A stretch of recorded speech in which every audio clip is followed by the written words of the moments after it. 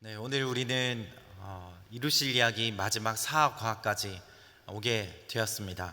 어떻게 보면 이 이루실 이야기를 시작한 것 자체가, 그리고 오늘 이 말씀을 듣는 것 자체가 저는 이 영상처럼 하나의 실타래를 풀었다라고 저는 생각을 합니다. 이것이 계속해서 또 다른 실타래로 이어지기를 주님의 이름으로 축원합니다.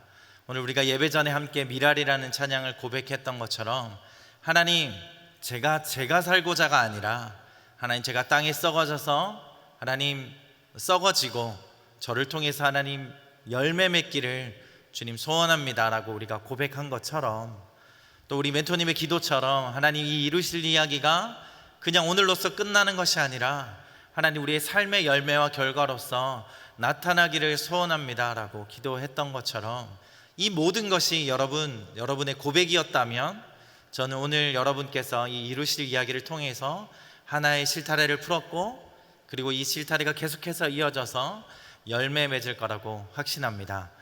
따라서 오늘 이 마지막 사과를 함께 여러분들과 보면서 우리의 마음들과 또 우리가 그동안에 배웠던 혹은 깨달았던 그 모든 내용들을 다시 한번 정리하고 하나님께 헌신하고 결단하는 시간이 되기를 주님의 이름으로 축원합니다.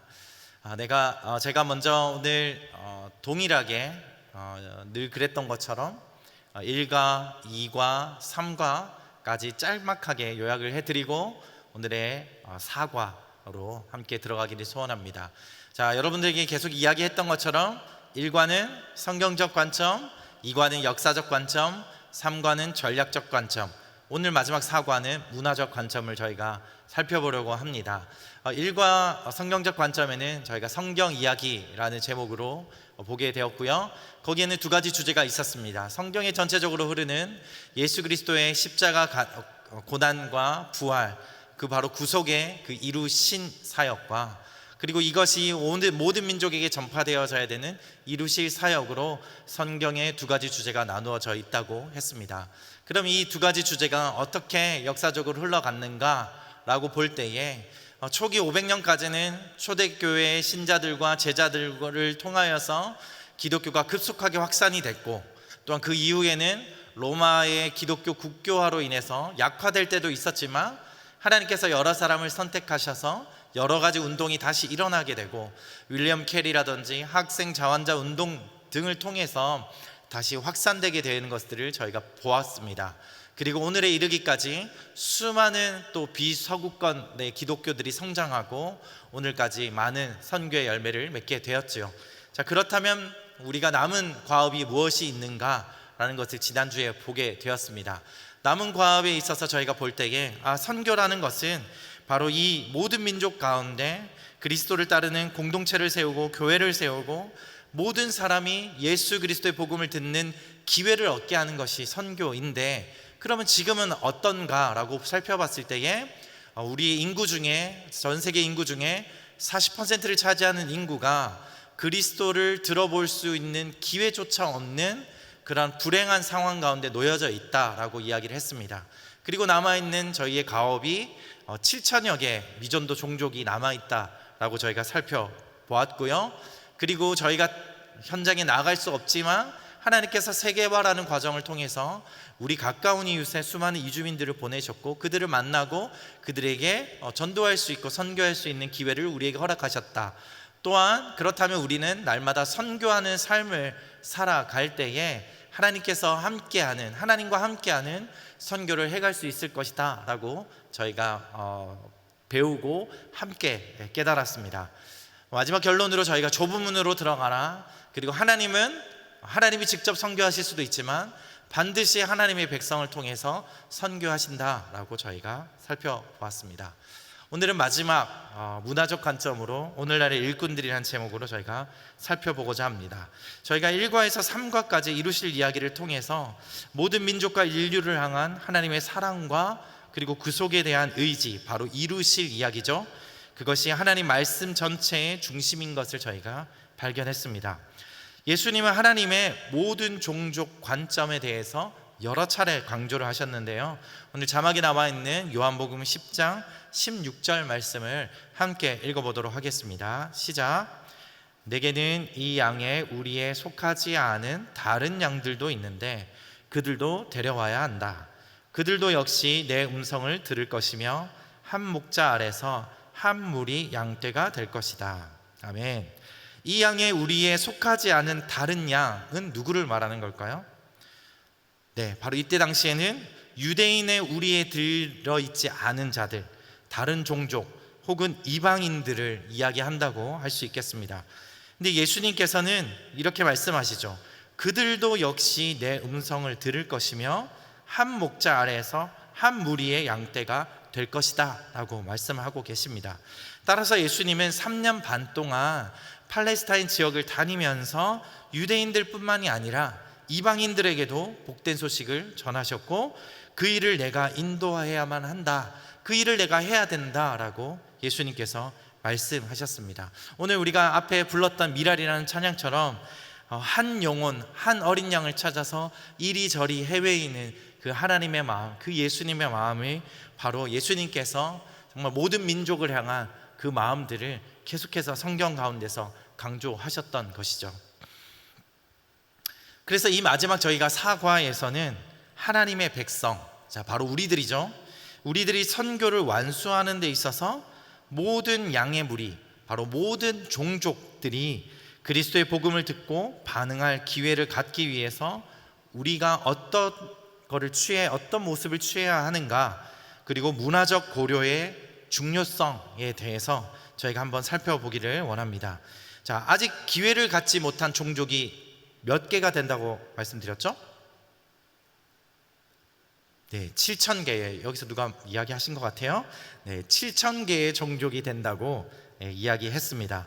바로 이 7,000개의 종족들은 아직까지 기회를 갖지 못하고, 따라서 이 이루실 이야기가 미완성으로 남아있는 것은 아직까지 우리에게 미전도 종족들이 남아있기 때문이죠.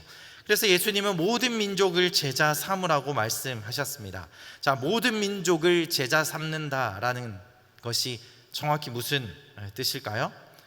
그래서 이번 과에서는 이 5가지를 저희가 살펴봄으로써 모든 민족을 제자 삼는 것이 무엇인가, 그리고 우리는 어떤 준비를 해야 되는가, 오늘날의 일꾼들이라고 이야기하는 그 추수꾼들인 우리는 어떤 준비를 해야 되는지를 바로 이 5가지로 저희가 살펴보고자 합니다. 자, 먼저 모든 민족들은 그들만의 독특한 문화들을 다 가지고 있습니다. 따라서 우리는 이들의 문화적 상황 안에서 제자를 삼아야 할 것입니다. 바로 문화의 다양함으로 인해서 한 민족과 다른 민족이 구별되고 있고, 각 민족 고유마다 독특한 문화를 가지고 있다는 것이죠. 자, 세상에 여러 나라들이 문화들을 가지고 있어요. 자신의 문화들을. 그런데 그 중에서도 또 독특한 문화를 가지고 있는 민족 중에 하나가 저는 바로 대한민국이라고도 생각을 합니다. 여러분 그렇게 생각하시죠? 네. 이처럼 문화가 굉장히 다양한 것은 하나님의 생각이지 사단의 마귀의 생각이 아니라는 것입니다. 자, 지금 저희가 굉장히 무더운 여름을 지금 보내고 있습니다.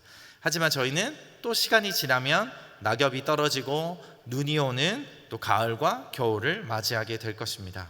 자, 하나님께서 지으신 이 피조 세계도 하나님께서 굉장히 사계절이라는 굉장히 다양한 것들을 만드셨어요. 따라서 이 문화의 다양성이라는 것도 하나님께서 만드신 놀라운 솜씨라는 것을 저희가 알 수가 있습니다.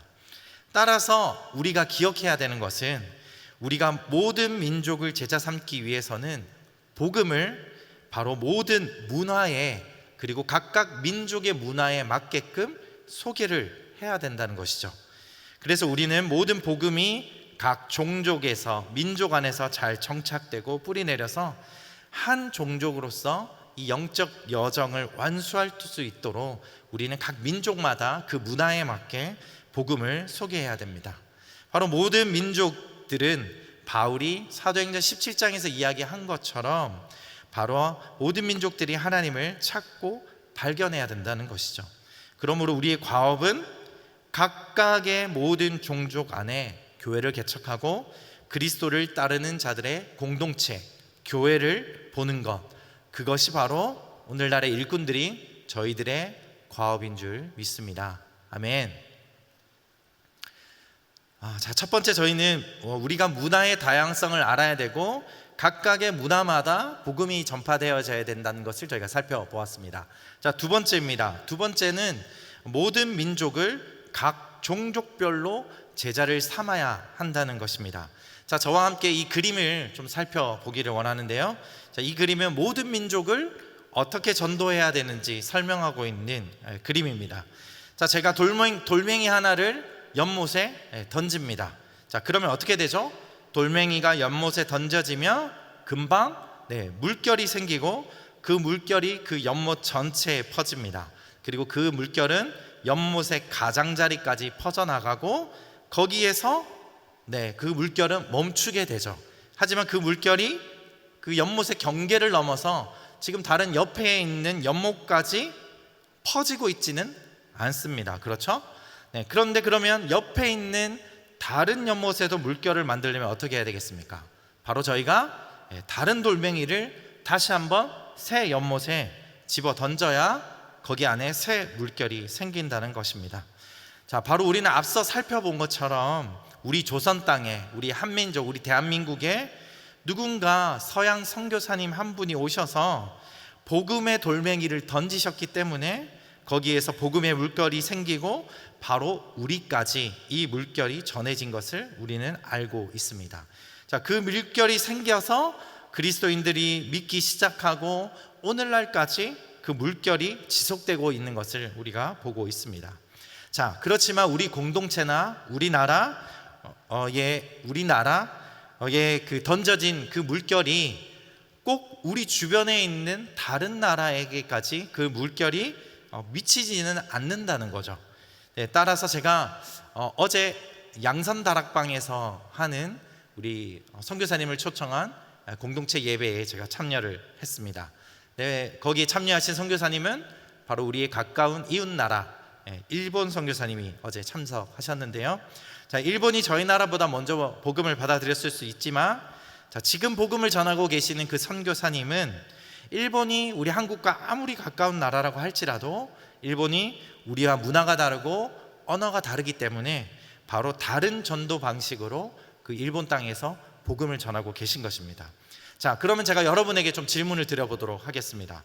자, 여러분 중에 외국인을 통해서 내가 복음을 들었다, 나는 외국 사람 통해서 예수님을 알게 되고 복음을 들었다 라고 하시는 분 있으시면 손을 들어 주셨으면 좋겠습니다. 없으시죠? 아마 있다고 하더라도 저는 거의 드문 일이라고 생각을 합니다.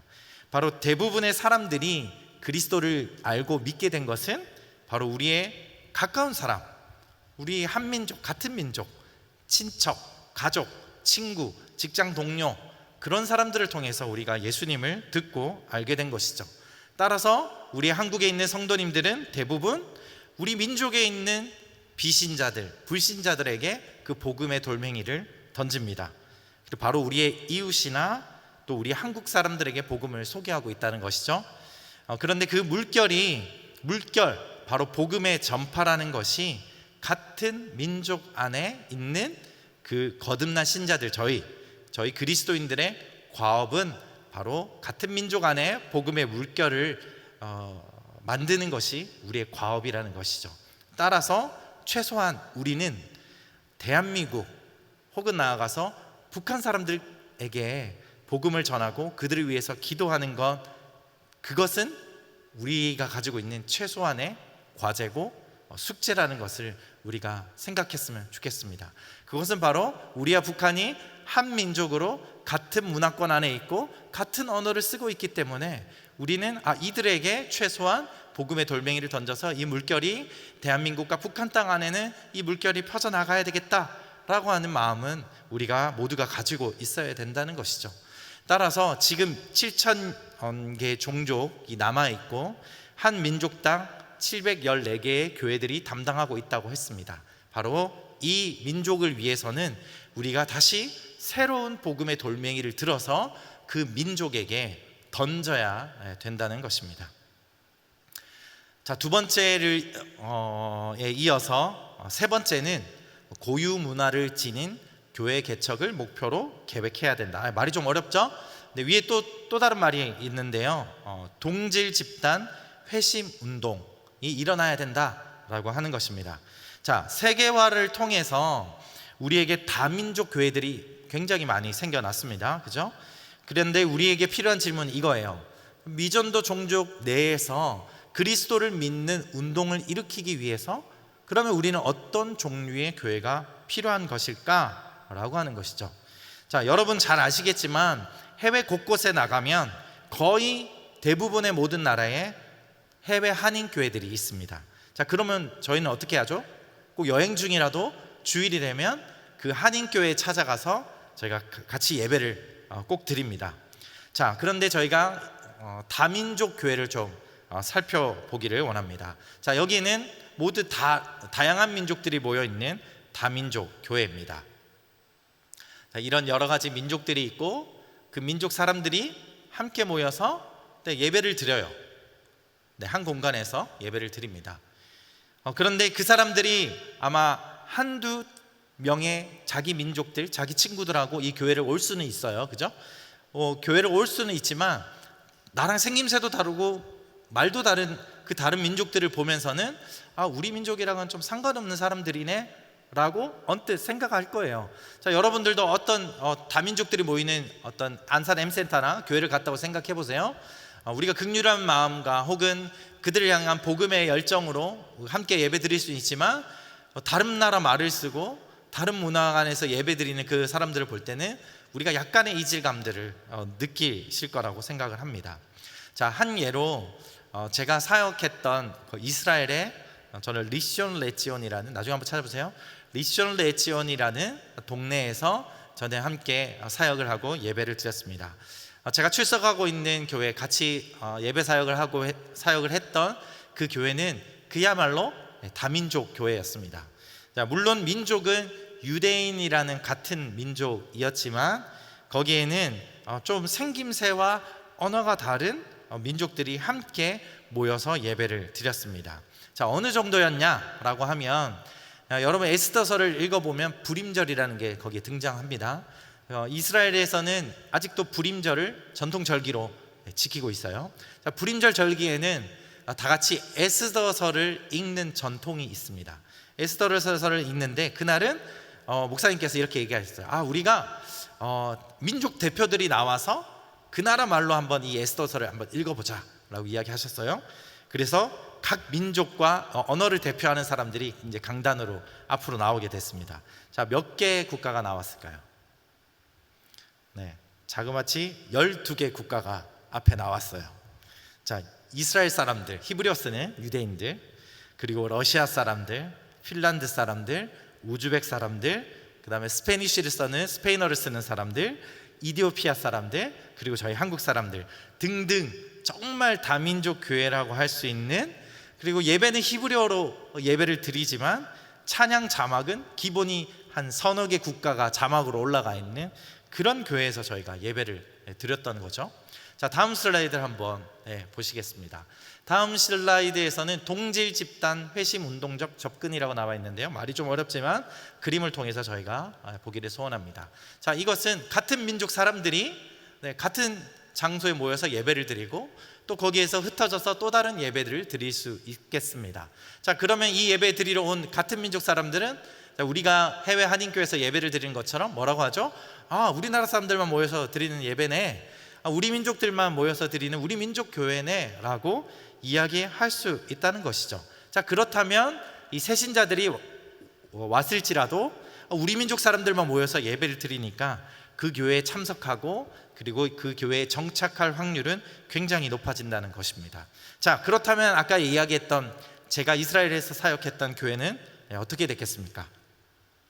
자, 예배는 온 민족들이 섞여서 함께 예배를 드렸지만 주중에 있는 순모임이라든지 구역 모임은 저희가 언어권별로 예배를 드렸어요.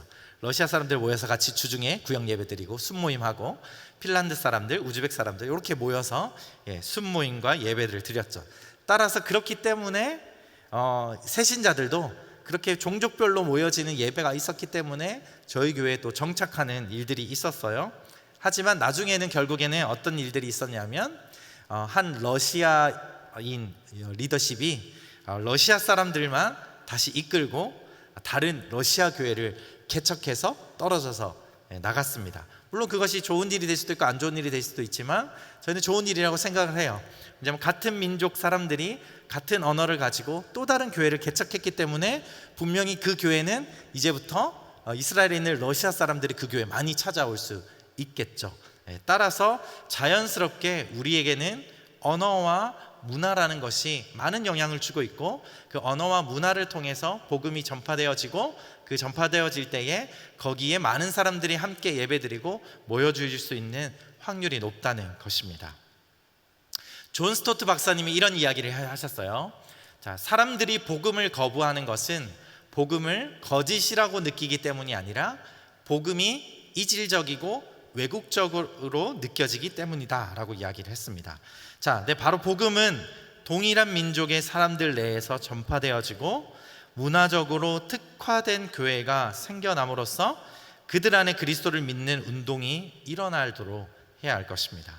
자, 그래야지 매우 의미 있는 물결, 아까 연못을 저희가 봤는데요, 그 한 물결이 한 민족이라고 보면 거기에 복음의 돌멩이가 던져질 때에 그 민족 내에 한 물결을 받는 가족이나 같은 민족의 친구나 직장 동료들이 함께 그 안에서 예배도 드리고 복음이 확산되는 것을 저희가 볼 수 있습니다.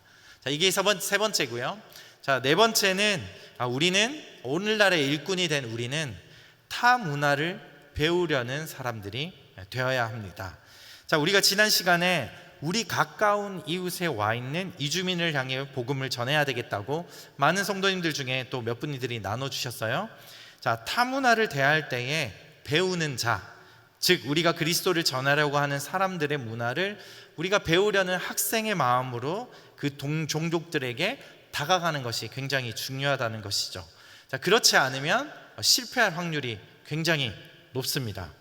자, 저희가 이제 그림을 보면 문화라는 것을 좀 간략하게 저희가 살펴보기를 원하는데요.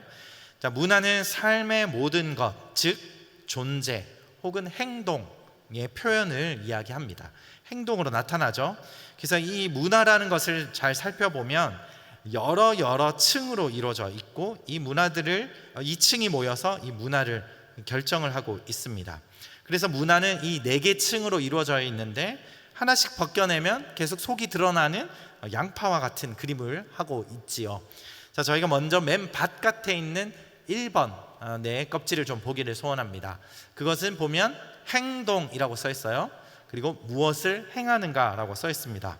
자, 이것은 우리가 보통 타 문화에 들어갈 때 혹은 다른 어떤 외국인들을 만날 때 처음 볼 수 있는 거죠. 저 사람은 지금 왜 저렇게 행동하지? 라고 하는 그런 거죠. 그래서 행동은 무엇이 일어났는가에 대한 대답을 해줍니다. 그래서 우리가 보통 사람들을 관찰하면 겉으로 드러나는 행동을 이야기하는 것이죠. 자, 그 다음에 2번째 껍질을 까고 들어가면 무엇이 우리에게 선하고 유익한가, 무엇이 좋기 때문에 저런 행동을 하는 걸까라는 가치라는 것을 저희가 볼 수 있게 됩니다. 그리고 3번째는 신념이라는 층인데요, 무엇이 참인가, 무엇이 진실인가, 도대체 저 사람들이 저게 좋다고 행동을 하는데 저 행동의 그 진실이 뭐길래 저 사람들이 저렇게 행동하는 거지? 라고 하는 것이죠. 자, 4번째는 세계관이라는 가장 중심에 있는 것이죠. 이것은 무엇이 실제인가 혹은 무엇이 사람들로 하여금 실제라고 인식할 수 있도록 하는가라고 하는 것입니다. 그래서 저 사람들이 저렇기 때문에 저런 행동이 나올 수밖에 없구나 라고 할 수 있는 것이죠. 자, 그렇다면 이것을 제가 일상적인 생활로 좀 가져와서 예를 들어서 좀 설명을 해드리고자 합니다. 자, 여기에 보시면 동일하게 아까 저희가 앞서서 본 것처럼 문화에 있어서 행동, 가치관, 신념, 세계관이라는 것이 있습니다. 자, 거기에 동양의 주거 문화와 서구의 주거 문화를 제가 좀 나눠 놨는데요. 동양이라고 하면 주로 한국, 일본 이런 것들 이야기할 수 있겠습니다. 자, 바로 한국 사람이나 우리 일본 사람들이 집에 들어갈 때는 어떻게 하죠? 신발을 벗습니다. 자, 이거는 저희들에게 있어서 굉장히 자연스러운 행동이고 굉장히 익숙한 것이죠. 자, 그러면 우리는 왜 이렇게 하겠습니까? 자, 요 최근에 청소기 광고를 들어보신 분 있겠지만 굉장히 유명한 카피 문구가 있죠. 우리에게 바닥은 침대이며 헬스장이자 영화관이고 인생 맛집이기에 라고 나오는 그런 카피 문구를 보셨을 겁니다. 자, 바로 우리의 가치에 있어서는 바닥이 먹고 자고 운동하고 그렇게 하는 것이 우리에게는 좋고 유익하다는 가치관이 저희한테 있다는 것이죠. 자, 그럼 그 가치는 우리는 어디에서 얻었을까요? 바로 신념으로부터 얻은 것이죠. 그래서 우리는 바로 바닥은 다양한 목적으로 사용이 되어지고 걸어 다니는 것은 그 목적 중에 하나야. 그래서 바닥에서는 잘 수도 있고 바닥에서 앉을 수도 있고 영화를 볼 수도 있고 바닥에 있는 것을 주워 먹을 수도 있고 그렇다는 거죠. 자, 그러면 우리는 왜 그렇게 믿을까요? 그것은 바로 우리들의 세계관 때문입니다. 자, 우리가 바닥에 대한 실제적으로 인식은 어떠냐면 우리가 집에 신발 벗고 들어가는 그 바닥은 기본적으로 깨끗하다라는 인식이 저희 안에 있기 때문이죠. 그렇기 때문에 그런 세계관이 있기 때문에 우리는 자연스럽게 집에 들어갈 때 신발을 벗습니다. 자, 반면에 서구 사람들은 어떻게 하죠? 집에 들어갈 때 대부분 신을 신고 들어갑니다. 따라서 제가 이스라엘에 있을 때 외국인 친구들이 저희 집에 들어올 때 저희한테 이렇게 묻습니다. 신발을 벗어야 돼? 라고 이제 묻죠. 그 친구들은 이미 동양 문화에 대한 이해가 있는 친구들입니다. 자, 서양 사람들은 왜 집에 들어올 때 신발을 신고 들어올까요? 자, 그들의 가치로는 그것이 그렇게 하는 것이 그냥 선하고 좋고 유익하다고 생각합니다. 기본적으로 서양 사람들은 뭔가 플랫폼이라고 하죠. 뭔가 상 위에서 침대죠. 침대에서 자고 식탁에서 먹고 뭔가 상처럼 깔려져 있는 그 위에서 하는 것이 좋다라고 이 사람들은 생각하는 것 때문입니다. 자, 그리고 또한 이 사람들은 바닥은 오로지 걷기 위한 것이다 라는 신념이 있는 거죠. 바닥이라는 것은 먹고 자고 하는 것이 아니라 걸어다니는 용도만 사용되는 것이 바닥이야. 왜 그렇게 생각을 하냐고 봤더니 그들의 세계관 안에는 바닥은 더러운 곳이야 라는 생각이 있다는 거죠. 방금 청소를 했지만 그들의 세계관 안에서는 바닥은 더러운 곳이라는 개념이 서구 사람들에게는 있다는 것이죠. 자, 그렇다면 이 둘 중에 어느 문화가 옳고 어떤 것이 잘못된 것일까요? 자, 하나님은 어떤 문화를 좋아하고 어떤 문화를 싫어하실까요?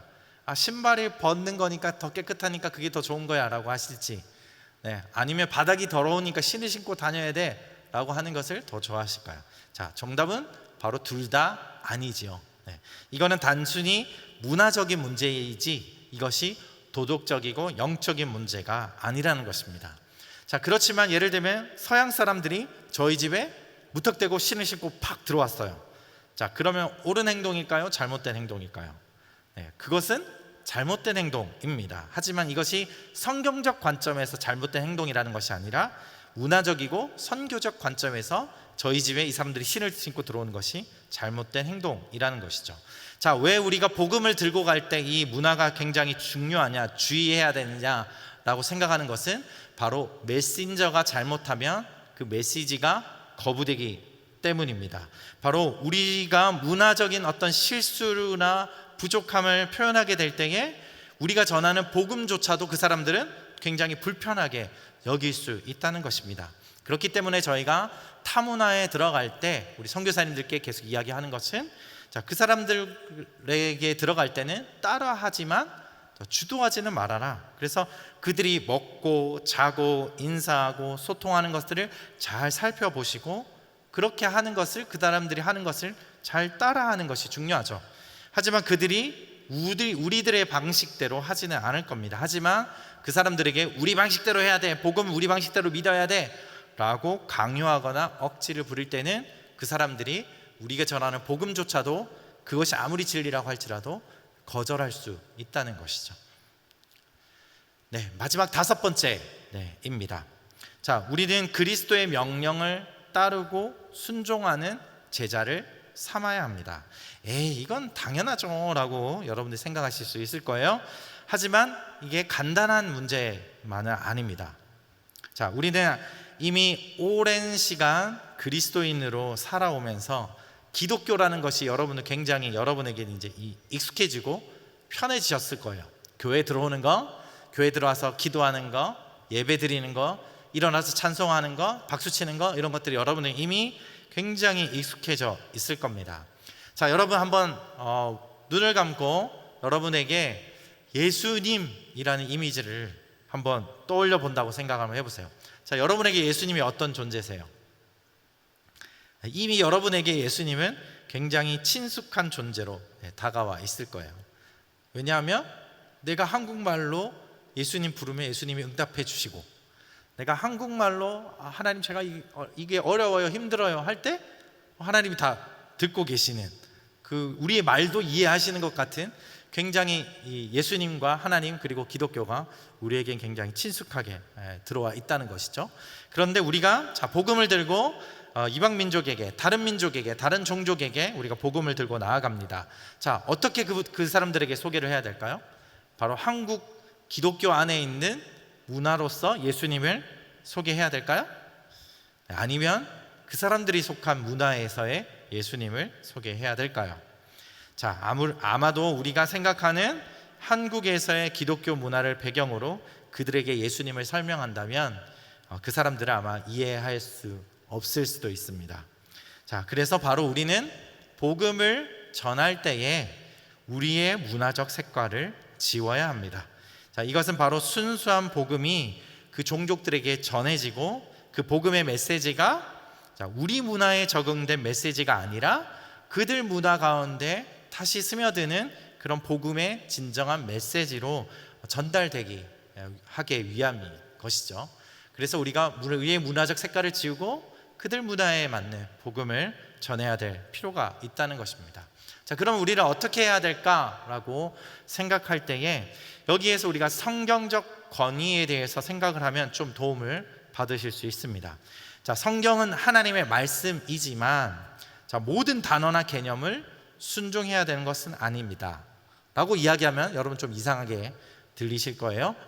성경에 있는 거는 다 지켜야 되는 거 아닙니까? 라고 생각할 수 있는데 성경 안에서도 몇 가지 단계가 있어요. 성경의 권위에 단계가 있습니다. 자, 첫 번째는 그리스도의 계명, 바로 예수님이 우리에게 모든 민족이 순종하도록 하라고 가르치신 말씀입니다. 그것이 뭐냐면 신약의 계명 혹은 그리스도의 계명이라고 할 수 있는데요. 이것은 예를 들면 하나님께서 하나님을 사랑하라, 그리고 서로 사랑하라, 그리고 너희는 거룩하여라, 그리고 서로의 짐을 나눠지라, 그리고 황제의 것을 황제에게 나눠라 라고 하는 이 모든 것들이 바로 그리스도의 계명이고, 바로 새신자들에게는 이 그리스도의 계명을 순종하면서 지키세요라고 우리가 가르치는 것이죠. 자, 두 번째로 사도적 실천이라는 것이 있습니다. 자, 그 중에 하나는 예를 들자면 전 세계 많은 사람들이 지금은 대부분 일요일, 썬데이에 예배를 드리고 있습니다. 하지만 이것이 그리스도의 계명, 자, 너희는 일요일에 예배 드려야 돼 라고 예수님이 말씀하지 않으셨기 때문에 이 사도적 실천에 대한 부분을 그리스도의 계명이라는 1단계까지 우리가 높이면 안 된다는 것이죠. 왜냐하면 예를 들면 지금 무슬림들은 금요일에 회당에 그 사원에 가서 자신들의 종교 활동을 하죠.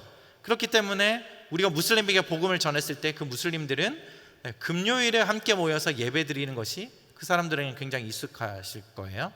그리고 우리 유대인들은 샤밧이라고 하는 바로 한국의 토요일에 저희가 모여서 예배 드리고 회당에 갑니다. 그렇기 때문에 유대인들에게 복음을 전했을 때 토요일에 회당을 가고 있는 이 유대인들은 당연히 샤밧인 토요일에 모여서 예배를 드리는 것이 이 사람들에게는 굉장히 익숙할 거라는 얘기죠. 그렇기 때문에 이 사람들에게 가서 아니야, 일요일에 예배 드려야 돼 라고 이야기한다면 이 사람들은 그 복음을 굉장히 거부하고 받아들이기 어려울 수 있다는 것이죠. 하지만 우리도 놓치지 말아야 될 것은 이 사도적 실천에 대한 부분을 그리스도의 계명까지 수준을 높이면 안 된다는 것이죠. 바로 그렇게 할 때에 이 사람들이 자신의 민족 안에서 복음을 듣고 신앙생활을 하는 것이 굉장히 동질감을 느낄 수 있다는 것입니다.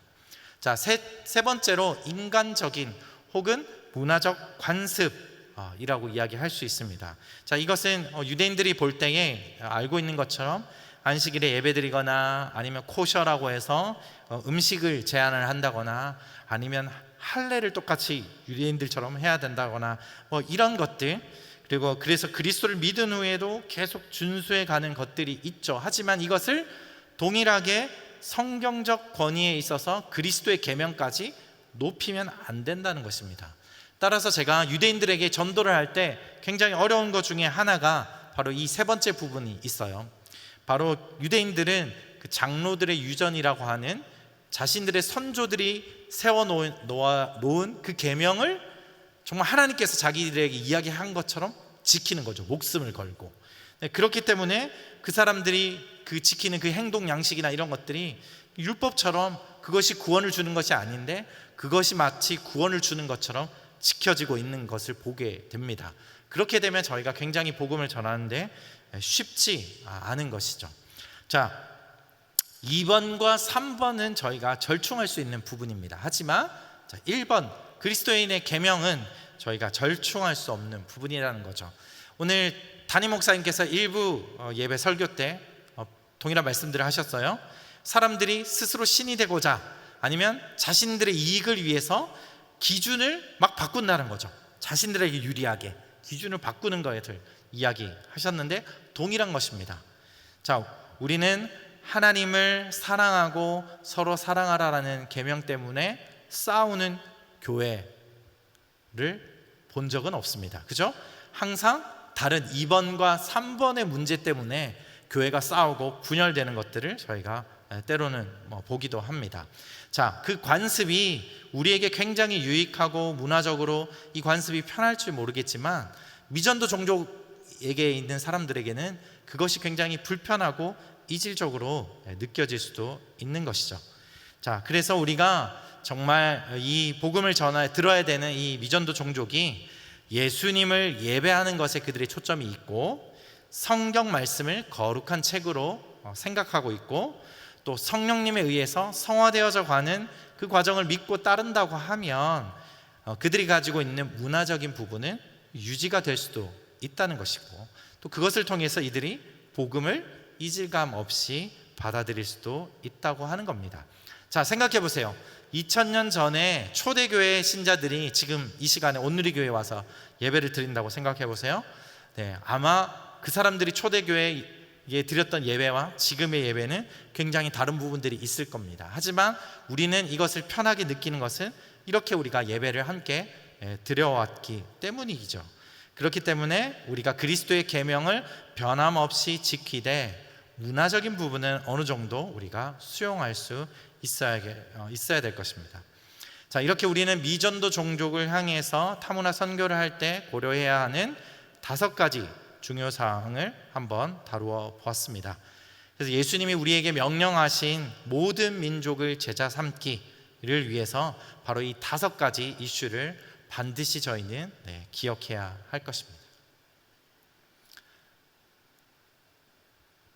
네, 마무리 짓도록 하겠습니다. 자, 이 장면은, 이 사진은 제가 한 8년 전쯤이었을 거예요. 오늘의 청년들을 데리고 함께 인솔해서 제가 사역했던 리쇼네지온에 같이 아울리치를 갔던 모습이에요. 자, 아까 제가 말씀드렸던 것처럼 굉장히 다양한 친구들이 한 자리에 모여 있습니다. 자, 여러분 오른쪽에 보시는 얼굴이 하얀 친구는 러시아계 유대인 친구예요. 왼쪽에 얼굴이 새까만 친구들은 이디오피아계 유대인들입니다. 그리고 이 장소는 유대인 목사님 대거실인데요. 유대인 목사님은 오리지널 유대인이세요. 굉장히 저희가 다양한 민족들이 이 자리에 한 자리에 모여서 같이 함께 찬양도 하고 음식도 나누는 시간을 가졌습니다. 자, 저희가 이렇게 유대인 친구들을 초청해서 그리고 코셔라고 하는 이들의 음식 문화를 무시하지 않고 이들의 음식 문화 안에서 같이 함께 나눌 수 있는 음식들을 조리하고 함께 좋은 시간들을 보냈습니다. 자, 이렇게 이 친구들이 저희들의 초대를 받고 이 자리에 와서 이렇게 식사를 대접받고 우리의 섬김을 받는다면 이 친구들은 어떻게 느낄까요? 네, 굉장히 자기가 존경받고 있고 대접받고 있고, 우리가 이 친구들을, 이 한국 사람들이 우리를 굉장히 생각해 주는구나, 우리 유대 민족을 굉장히 생각해 주고 있구나라고 느낄 겁니다. 자, 한국 땅에서 살아가고 있는 우리들은 이 땅에서 살아갈 때에 굉장히 우리는 이점을 가지고 있습니다. 영향력도 가지고 있지요. 자, 이번에 공식적으로 우리 한국이, 대한민국이 선진국이라는 대열에 합류를 했습니다. 그것도 역시 한국의 위상이라는 것 자체가 우리가 굉장히 많은 영향력을 미칠 수 있는 장점이 있는 것이죠. 따라서 우리가 성령 충만함으로 열방을 섬기고 또 우리 가까이에 와 있는 이주민들을 섬길 때에 하나님께서 우리를 통하여서 또 축복의 통로인 우리를 통하여서 바로 많은 민족들을 얻게 되고 그 영혼들을 주님께로 돌아오게 하는 좋은 통로로 우리를 사용하실 줄 믿습니다. 그 일에 우리 모두가 정말 귀하게 사용되어지기를 주님의 이름으로 축원합니다. 네, 마지막으로 결론입니다. 오늘 함께 읽었던 본문 말씀인데요, 제가 함께 읽었던 이 본문 말씀으로 마무리를 하려고 합니다. 제가 먼저 바울 사도처럼 데살로니가 성도들에게 선교의 열정을 쏟아붓고 노력하고 있는 그 성도들을 바울 사도가 격려했던 것처럼 제가 여러분들을 먼저 축복하기를 소원합니다. 자, 그러므로 저와 양지 온누리 교회 목회자들은 항상 여러분을 위해 우리 하나님께서 여러분을 부르심에 합당한 사람이 되게 하시고 또한 모든 선한 뜻과 믿음으로 하는 일을 그분의 능력으로 이루어 주시기를 기도합니다. 이렇게 함으로 우리 하나님과 주 예수 그리스도의 은혜에 따라 우리 주 예수의 이름이 여러분 가운데서 영광을 받으시고 여러분도 그리스도 안에서 영광을 얻게 되기를 원합니다. 아멘. 네, 뜨거운 여름 이 코로나 상황 가운데서도 4주 동안 이 이루실 이야기에 함께 동참하신 여러분을 주님의 이름으로 축복하고, 또 많은 성도님들이 소그룹에서 나눠주셨던 것처럼 정말 이 이루실 이야기가 그냥 여기에 나오는 다른 사람들의 이야기가 아니라 다른 사람들의 이야기로 그냥 끝나지 않고 바로 나를 통해서 이루실 이야기로 이어져 가야겠다라고 고백하셨던 그 고백들이 반드시 이루어지기를 주님의 이름으로 축원합니다. 따라서 이 이루실 이야기의 전 과정을 통해서 여러분들 가운데 선교의 열정이 다시 회복되고 전도의 열정이 반드시 나타나기를 저는 소원합니다. 자, 그리고 실제로 이 이루실 이야기 4주 과정이 끝난 이후에 며칠 혹은 몇 개월 이후에 여러분의 입술을 통해서 목사님, 선교사님, 제가 이루실 이야기를 듣고 제 주변에 와 있는 이 이주민에게 복음을 전했는데 그 친구가 영접을 했어요. 그 친구가 저랑 같이 교회를 나가게 됐어요. 혹은 내가 믿지 않는 우리 부모님이 교회를 나오기를 원하세요. 그리고 영접하셨어요. 라는 등의 여러 가지 좋은 소식을 저는 여러분으로부터 듣기를 소원합니다. 네. 혹은 아직까지 내가 이루실 이야기를 공부했지만 아직까지 무엇을 어떻게 해야 될지 잘 모르겠다라고 생각하시는 분들이 계실 거예요. 하지만 저희가 누굽니까? 네, 선교의 사명을 가지고 살아가고 있는 우리 온누리 교회가 아닙니까? 그래서 저희 양지 온누리 교회가 여러분에게 굉장히 친절하게 다음 스텝에 대한 가이드를 저희가 준비를 했습니다. 자, 오늘 소그룹 모임을 한 이후에 여러분들께서 이 이루실 이야기 4주 과정을 들은 거에 대한 평가서를 쓰시게 될 텐데요, 평가서를 작성할 뿐만 아니라 여러분에게 이루실 이야기가 바로 저희가 봤던 제자들과 예수님과 그 성도들에 대한 이루실 이야기로 끝나는 것이 아니라 바로 나를 통해 이루실 이야기가 전개될 수 있도록 가이드라인을 여러분에게 드리려고 합니다. 그 중에 하나는 바로 아시는 것처럼 우리가 상주 봉천교회에 7월 29일부터 8월 8일까지 국내 아울리치를 진행을 합니다. 거기에 여러 그 교육관을 보수하고 수리하는데 여러분의 도움이 필요합니다. 그래서 여러분이 지원해 주시면 나를 통해서 이루실 이야기를 거기에서 여러분이 동참하실 수도 있습니다. 자, 또 한 가지는 저희가 이루실 이야기 이후에 계속해서 양지원 누리교회가 선교연합 기도회를 해가려고 합니다. 그 기도회에 저는 동참하겠습니다라고 나를 통해 이루실 이야기를 여러분 또 실천하실 수가 있으십니다. 자, 또 하나는 이루실 이야기뿐만 아니라 저희에게는 굉장히 많은 선교 프로그램들이 있어요. Y 미션도 있고 카이로스라는 프로그램도 있고 여러 가지 프로그램들이 많이 있는데 그 프로그램에도 여러분이 동참하실 수 있는 길들이 열려 있습니다. 자, 마지막으로는 이루실 이야기와 이 해외 아울리치를 진행하고 있는 우리 해외 선교팀에 여러분이 같이 함께 조인하셔서 같이 함께 선교와 관련된 일들을 우리가 함께 해가는 그런 같이 해가는 그런 귀한 일에 여러분들이 동참하실 수 있습니다. 그래서 저희가 오늘까지 이루실 이야기가 사과로 끝나지만 여기에서 끝나지 않고 바로 나를 통해 이루실 이야기로 이어질 수 있도록 여러분을 또 권면하고 여러분이 함께 동참하시기를 원합니다. 바로 우리가 좀 전에 봤던 그 영상처럼 여러분이 이루실 이야기라는 실타래를 하나 풀었어요. 자, 그 다음에 나를 통해 이루실 이야기라는 또 하나의 실타래를 풀기를 소원합니다. 아울리치로 동참하실 수 있고 기도의 자리에 나올 수도 있고 여러분의 주변에 있는 사람들에게 복음을 전할 수도 있고 또 저희와 함께 이 선교에 대한 이야기를 같이 써갈 수도 있습니다.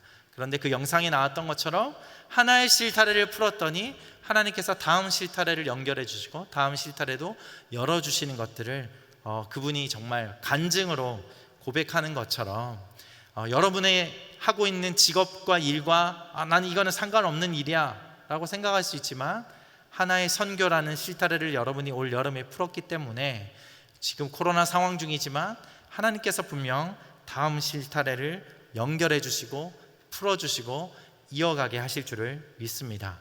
여러분이 이 시간 함께 마음을 들여서 그리고 손으로 결단하셔서 또 여러분의 인생과 삶을 들여서 이 이루실 이야기에 함께 동참하신다면 분명히 여러분의 이루실 이야기를 나를 통해 이루실 이야기를 여러분 써내려 가실 수 있을 줄 믿습니다.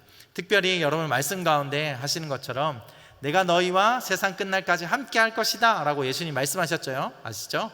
그렇게 동일하게 여러분들이 결단하며 나올 때 우리 주님께서 우리와 항상 함께 하실 줄 믿습니다. 따라서 여러분의 인생이 성공적인 인생이 될 줄을 믿습니다. 이 시간에 마음을 다하여서 함께 우리 기도하기를 소원합니다. 하나님 감사합니다. 특별히 이 4주간의 이루실 이야기를 통해서 우리에게 말씀하여 주시고 특별히 예수 그리스도 주님이 우리를 위해 이 땅에 오시고 부활 승천하신 것을 마음을 다하여 또 믿고 듣고 그것이 또 모든 민족에게 전해져야 될 필요가 있다는 것을 하나님 알게 하시니 주님 감사합니다. 하지만 하나님 이 이야기가 끝나지 않은 이야기이기에 바로 나를 통하여서 이 이루실 이야기가 온전히 전해지기 때까지 우리가 우리의 인생과 우리의 삶과 우리의 시간을 들여서 하나님과 함께하는 이 사역에 동참하는 우리 모두가 되게 하여 주시옵소서. 감사드리며 살아계신 우리 주 예수 그리스도 이름으로 기도드렸습니다. 아멘.